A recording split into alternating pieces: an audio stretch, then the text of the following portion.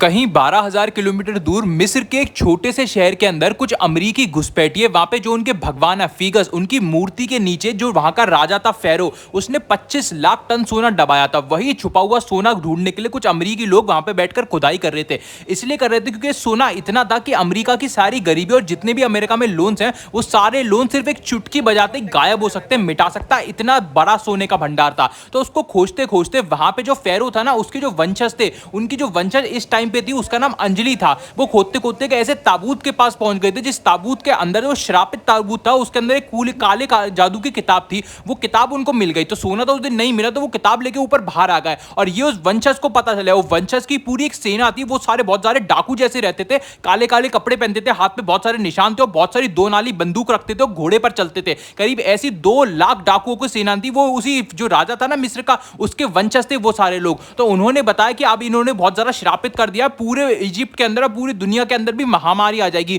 तो इसको कैसे बचाएं। तो इसको बचाने के लिए फेरो ने भविष्यवाणी करी थी पूरे 800 साल पहले ही कि एक इंडिया में, एक भारत के अंदर एक छोटा सा आदमी होगा जो वो लोहे के पट्टे के ऊपर वो जो बेसन की कुछ मिठाई बढ़ रहा होगा, तो उसको जाके ढूंढ के लेके आना पड़ेगा। तो अंजलि जो उनकी वंशज थी वो भारत आकर ढूंढने लगी। तो यहाँ पे प्यारे से भैया राम गोपाल जी उनको मिले। तो राम गोपाल जी से मिलने के बाद उनको महसूस हो गया कि यही वो रक्षक है जो बचाएंगे। फिर राम गोपाल जी को एक प्रिंस नाम का एक आदमी था, उसको बहुत ज्यादा एडवेंचर करने का शौक था। उसके प्लेन में बैठकर ये मिस्र पहुंचे। लेकिन मिस्र में पहुंचते पहुंचते वो जो बहुत ज्यादा मम्मी था ना, मम्मी क्या होते हैं, जो वहां का जो आदमी श्रापित आदमी था ना, उसने ऐसा एक काम किया था जिसकी वजह से उसको श्राप दे दिया गया था। श्राप दे दिया गया था कि वो जिंदा ही उसको पट्टियों में लपेटने के बाद उसको ताबूत के अंदर बंद कर दिया था जिंदा ही, और कुछ ऐसे कीड़े उसके ऊपर डाल दिए थे जो इंसान को धीरे धीरे खाते हैं, उसका सारा मांस खत्म कर देते हैं। तो अभी तक वो मरा नहीं था, अभी तक वो गल रहा था धीरे धीरे, 10,000 साल से वो बनता अभी तक गल रहा था, लेकिन उसकी आत्मा वहीं पे थी। तो जैसी वो अंजलि जी राम गोपाल जी के संग प्लेन में बैठ के प्रिंस के संग वहां पे मिस्र पहुंच रही थी,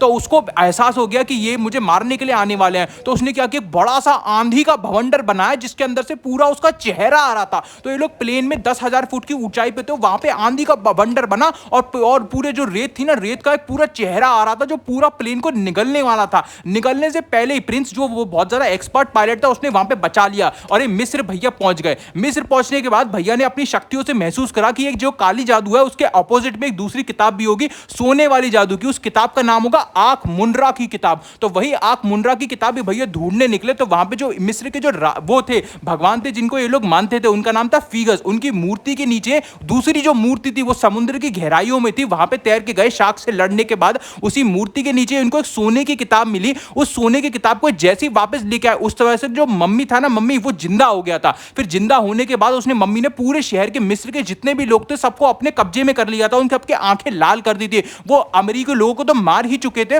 और वो क्या जो वो मम्मी था ना वो इसलिए पीछे पड़ा था क्योंकि वो अंजलि जी को कैदी बनाना चाहता था, और कैदी बनाने के बाद उनकी आत्मा को